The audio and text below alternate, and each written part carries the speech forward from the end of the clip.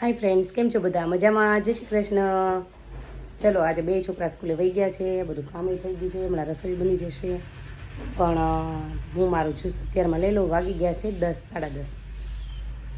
સવારમાં મોર્નિંગમાં ગરમ પાણી લઉં, પછી કટકે કટકે નોર્મલ પાણી લઉં છું. ગરમ પાણી આખા દિવસમાં 2-3 વાર લઉં. બાકી જાજુ કટકે કટકે નોર્મલ પાણી, વધારે પાણી રાખવાનું છે.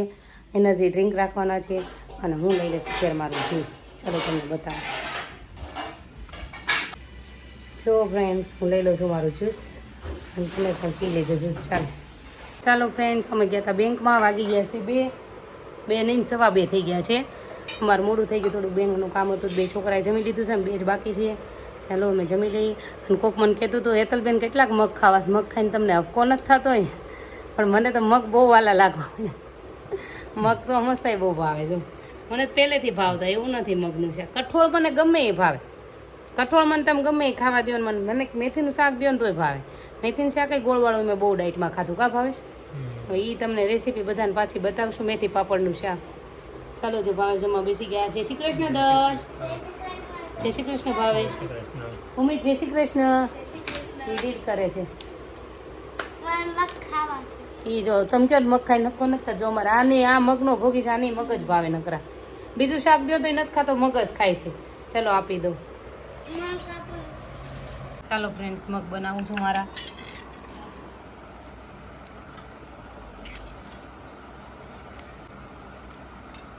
અમારા મગ બની ગયા. હવે દર્શભાઈ પાસે ડુંગળી અને પાપડ, ભાવેશને રોટલી શાક. ચાલો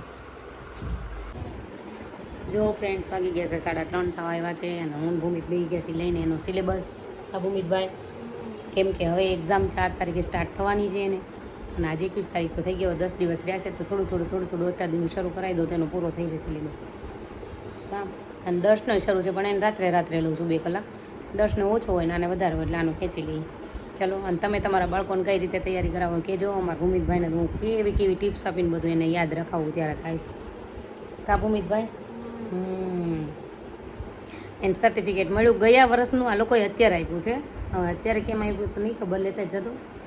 ગયા વર્ષનું સર્ટિફિકેટ આ લોકોને સ્કૂલમાં આવ્યો હતો નંબર એનો, ગયા વર્ષે 5th. એ અત્યારે આ લોકોને આપ્યું છે. મારા ભૂમિત સેન્ટ ઝેવિયર્સમાં ભણે છે, ઇંગ્લિશ મીડિયમમાં. તેમનું તમને બતાવું એનો સર્ટિફિકેટ. જો એને 2nd રેન્ક આવ્યો હતો. આ એનું સર્ટિફિકેટ છે. જો ચલો હવે જોઈએ આ વર્ષે ભાઈ કેટલામો રેન્ક લાવે છે. 1 થી 3 રહે છે કે નહીં. હવે તમે કઈ રીતે ટિપ્સ દઈને યાદ કરાવો કહેજો. અમે જો ટિપ્સ કઈ રીતે દઉં છું એ તમને પછી કહું ડિટેલ્સમાં, કઈ રીતે એને ટિપ્સ કરાવું, જેથી કરીને બાળકના માઇન્ડમાં સાવ ઇઝીથી બેસી જાય.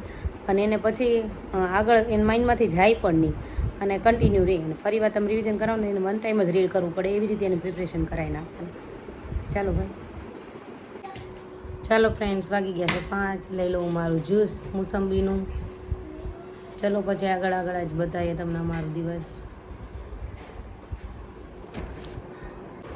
ચાલો ફ્રેન્ડ્સ, અમે આવી ગયા છીએ જમવા. તમને બતાવું. જો ટમેટાનું શાક. જો આ છે અમારું રસાવાળું ટમેટાનું શાક, એકલા ટમેટાનું. ડુંગળી, પાપડ, બાજરાનો રોટલો, દર્શભાઈની રોટલી શાક. અને આ દર્શભાઈ, આ ભૂમિતભાઈ. હા એ ભૂમિતભાઈ, આ ભાવેશ. સારું, ચાલો તમે જમી લો ને અમે જમી લઈએ. ચાલો જમવા. શું છે આ? તો હું લઈને આવ્યો. આ હું લાવ્યો? આ દર્શને એમ ગ્રેપ્સ લાવવાની કીધી. આ દર્શ અમારા માટે ગ્રેપ્સ લઈને આવ્યો છે. જોતો ગ્રેપ્સ તો નથી. કેટલી ગ્રેપ્સ છે પપ્પા આજે લાવ્યા. ગ્રેપ્સ એટલી લઈને આવ્યો. જો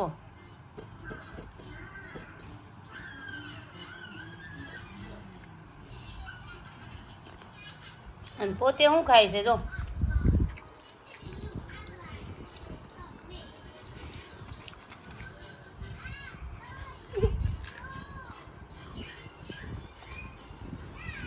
બધાને ખાવાનું મન કરાવે. ચાલો ફ્રેન્ડ્સ, ફ્રૂટ ખાવા. ગ્રેપ્સ છે ને અત્યારે છૂટી મળે છે. અને આ વોટરમિલન લીધું છે અત્યારે એટલું. અને ગ્રેપ્સ છે ને કેરેટ એને પપ્પા લેવા જાય છે પણ મળતા નથી. એનું કારણ છે કે તેરસનો મેળો આવ્યો છે એટલે કદાચ ને અમારા પાલનો મેળો કહેવાય બાજુમાં. આમાં આપણે જૈન છે એક સબસ્ક્રાઈબર આપણા, એ મને રોજ લખે છે જય શ્રી કૃષ્ણ ને જય જિનેન્દ્ર. તો એને ખબર જ હશે અમારા અહીંયા અત્યારે પાલનો મેળો થશે, તેરસનો મેળો કહેવાય છે, એટલે ગ્રેપ્સ ને એવું બધું પાલમાં વહી ગયું ને, કેરેટ નથી મળતા લગભગ અંદાજે. હા, આજના બધું શરૂ થઈ ગયું છે. અને ટ્રાફિક કઈ છે અમારા ભૂમિતને ને એને જો કાલથી બે ભાઈ જો કેવા ઝઘડા કરે છે. જો અમારા ભૂમિતને ને એને કાલનો દિવસ સ્કૂલ રહેશે, પછી તેરસના મેળાના દિવસે બંધ રહેશે, કારણ કે એનો રસ્તો સ્કૂલનો ત્યાંથી જ આવે છે એ બાજુ, એટલે વધારે હોય. એટલે ચલો એક ગિફ્ટ આજે તમને બતાવું મારે શું ગિફ્ટમાં આવ્યું છે મેડિકલમાં. ચાલો આ બાજુ ઘડીક લઈ લો, બસ ખાઈ લે. લાવ તો ભૂમિ આવ્યું છે જો ફ્રેન્ડ્સ.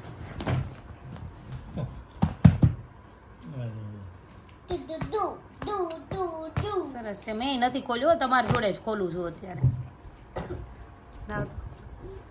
આ એક છે બેડશીટ આવી છે, ગોદડું છે. ગોદડું ઇન્ડિયન જ છે, ક્લાસિક કોર્નર કિંગ સાઇઝ છે ક્વોલિટી. આ ઓઢવા માટે છે. તમને બેડશીટ બતાવું.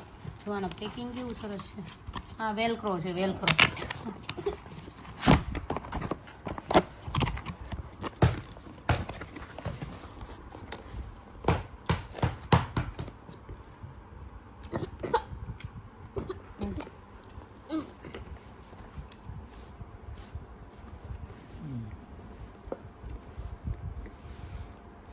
બેડશીટ છે એ જો મસ્ત છે.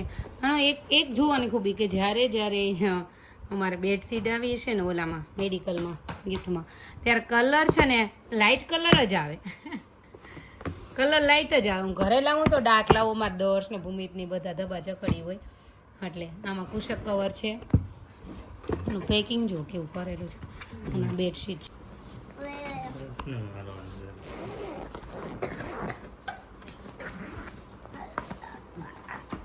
સરસ છે ફ્રેન્ડ.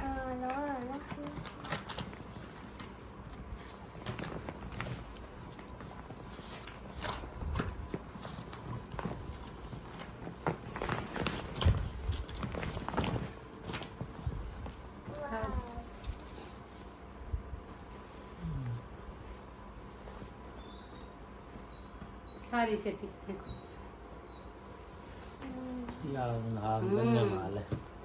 એસી માટે, એસીમાં સિમ્પલ, આમ નહીં શિયાળો નહીં ઉનાળો, એસીમાં ઓઢી હોય તો ચાલે એવી છે. થિકનેસ જુઓ, લઈ તો આ બાજુ થિકનેસ એમને આટલી એમની થિકનેસ છે, સ્મૂથ છે એકદમ. આવું એક તો અમારે 10 ઓઢે જ છે. એક કિંગ સાઇડ બેડનું છે અને એક કિંગ સાઇડ બેડનું છે, અને એક ઓલમોસ્ટ જો આ બેડમાં પડ્યું છે. પછી મારા અનીડા કબાટ છે ને એમાંય છે. પાછું પેક કરી દઈશ, નહીં તો આપણે ત્યાં આવું પેક નહીં થાય આખું ખોલીશ તો. અને અમારે યુઝ કરવાનું નથી ને આ મૂકી દેવાનું છે, એટલે આ પેક કરીને પાછું જવા દઈશું. બંધ કરી દઉં. ચાલો ફ્રેન્ડ્સ, તમારા પ્રશ્નના જવાબ આપી દઈએ. તો હેતલબેન, હું અરુણાબેન અમદાવાદથી બોલું છું. હું એપલ વિનેગર લઉં છું, એનાથી વેટ લોસ થાય ખરું?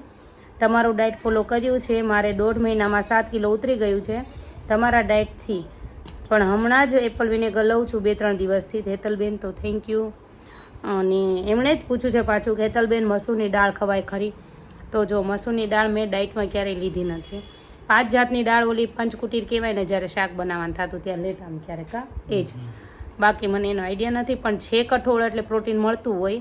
મઠ ને ચણા કરતાં કદાચ બેટર રહેતું હશે. ચણા તો બિલકુલ નહીં ખાવાના આપણે. તો તમે એમાં ક્વોન્ટિટી ઓછી રાખશો એટલે કંઈ વાંધો નહીં આવે. ગમે તે વસ્તુનું ક્વોન્ટિટી કંટ્રોલ રાખજો. ભૂખ્યા રહેજો, મતલબમાં ફૂલ પેટ આપણે નથી કરવાનું, સાવ ભૂખ્યું નથી રહેવાનું એમ. અને એપલ વિનેગરનું મને પહેલાં વચ્ચે મને એમ થયું હતું કે મેં શરૂઆત કરીને તે વિનેગર લઉં, પણ પછી મેં એપલ વિનેગર નહોતું લીધું, ટ્રાય જ નથી કરી. ગરમ પાણી થોડાક દિવસ પીધું, થોડાક દિવસ ન પીધું, એવી રીતે. અત્યારે પીવું તો પીવું છું, ન પીવું તો પાછું ન પીવું પડ્યું રહે. જીરાનું પાણી મેં શરૂ કર્યું, પણ જીરાનું પાણીથી મને પેઢા ચડે, ગરમી લાગતી એવું મને લાગતું, એટલે એ મેં મૂકી દીધું છે. પછી મધ લીંબુ બધાએ બહુ કીધું, જ્યારે ઓલે વખતે વજન ઘટાડતી ને ત્યારે. આ વખતે નહીં, આ વખતે મેં કશું જ નથી લીધું. આ વખતે મેં બસ એટલી જ ધ્યાન રાખ્યું છે, ક્વોન્ટિટી ઓછી લીધી છે જમવામાં. ક્વોન્ટિટી ઓછી ને હેલ્ધી વસ્તુ લીધું છે. તીખું તળેલું ને એવું બધું નહીં, બહારની વસ્તુ નહીં, એ રવિવારે રાખી છે. રોટલી મેંદો બધું મૂકી દીધું છે. એટલે એ રીતે રાખો. એટલે એપલ વિનેગરની તમારે જો વેટ લોસ કરે ન કરે મને આઈડિયા નથી, પણ તમારા ડાયટમાં કદાચ થોડું ઘણું ફેરફાર થતો હોય ને તમને અસર કરતી હોય તો તમે લો. અને બધા ગ્રીન ટીનું કે તમે ગ્રીન ટી નથી લીધી, મેં કશું જ નથી લીધું. મેં સિવાય મગ વધારે ફોકસ કર્યા, મગ, પાઇનેપલ, તરબૂચ, ફ્રૂટ જ્યુસ ને એવું બધું વધારે લીધું કા ભાવ વેજીટેબલ્સ ને એવું મને ઓછું. હા, ઓટ્સની સ્ટાર્ટિંગમાં મેં ઓટ્સ લીધા હતા, ઓટ્સની ખીચડી એવું બધું શરૂ કર્યું હતું, પણ પછી પાછું એ બધું મૂકી દીધું તો પછી ખાલી સિમ્પલ જે રેગ્યુલરમાં થઈ ગયું ને કાયમનું તો મગ. અમારા આદર્શ છે તો પહેલેથી જ ખાવા શીખ્યો, ત્યારના મગ જ જોયા છે, તો એને હજુ પૂછો ને તો એ મગ જ ખાશે. મગનું શાક વધારે ખાય, તીખારી મગનું શાક અને બટેટાનું. મારે 67 થઈ ગયું છે તો પણ બધું તો બધું ખાઈ શકાય. રાતના ખીચડી ભાત ખાઈ શકાય. તો જો તમને એક વાત કહું છું, તમારે 67 થઈ ગયું હોય તમને એમ થતું હોય કે મારું વજન હવે મેળે થઈ ગયું છે, બરોબર લેવલમાં આવી ગયું છે, હવે મારે હવે જરૂર નથી, તો તમે ખાઈ શકો છો.